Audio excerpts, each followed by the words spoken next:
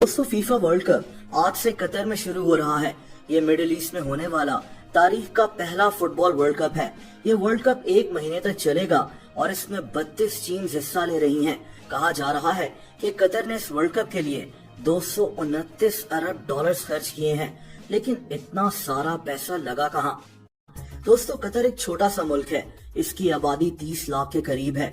12 साल पहले 2 दिसंबर 2010 को कतर के पास इस वर्ल्ड कप को होस्ट करने के राइट्स आ गए थे। ये कतर के लिए बहुत बड़ी बात थी, लेकिन सब हैरान थे कि इतना छोटा सा मुल्क एक फुटबॉल वर्ल्ड कप कैसे ऑर्गेनाइज करेगा।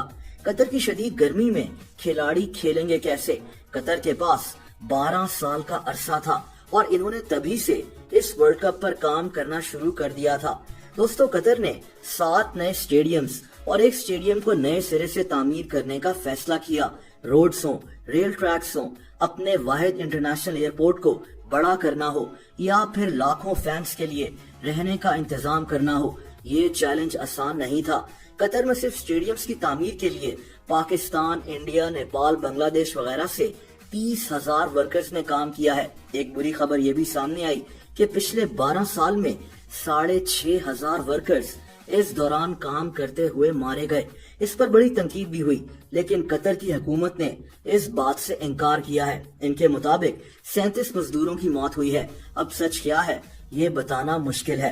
बहरहाल दोस्तों कतर ने 8 स्टेडियम्स की तामीर पर 6.5 अरब डॉलर्स खर्च किए हैं। इन स्टेडियम्स को ठंडा रखने के लिए एक पूरा कूलिंग सिस्टम बनाया गया है जो सोलर एनर्जी से चलेगा। तमाशाइयों की कुर्सियों के नीचे भी ये कूलिंग सिस्टम मौजूद होगा।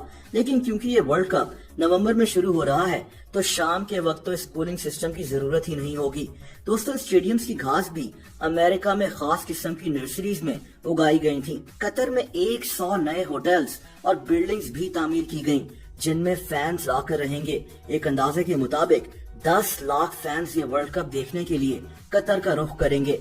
कतर ने होटल्स और अपार्टमेंट्स के अलावा बहरी जहाजों के अंदर भी फैंस के रहने का इंतजाम किया है। इसके अलावा कतर ने सहरा में कैंप्स भी लगाने का फैसला किया है जहां फैंस रुक सकेंगे। दोस्तों कतर ने अपने आसपास के ममालिक जैसा कि ओमान, यूएई और सऊदी अरेबिया के लिए भी रोजाना कई 100 फ्लाइट्स चलाने का ऐलान किया है ताकि फैंस उन मुल्कों से मैचेस देखने के लिए कतर आ सके। यहाँ एक बात जानना जरूरी है और वो ये कि 229 अरब डॉलर्स सिर्फ इस वर्ल्ड कप पर खर्च नहीं हो रहे, बल्कि ये कतर के नेशनल विजन 2030 का हिस्सा है। इसमें कतर ने 2030 तक अपनी रोड्स, अपना इंफ्रास्ट्रक्चर, अपने एयरपोर्ट वगैरह को बेहतर बनाना है। तो ऐसा नहीं है कि कतर ने 229 अरब डॉलर्स सिर्फ और सिर्फ इसी वर्ल्ड कप पर लगा दिए हैं। इसमें से ज्यादातर पैसा उन चीजों पर लगा है जो कतर ने वैसे ही बनानी थी, जैसा कि रोड्स, जिसका फायदा कतर को आगे चलकर भी होगा।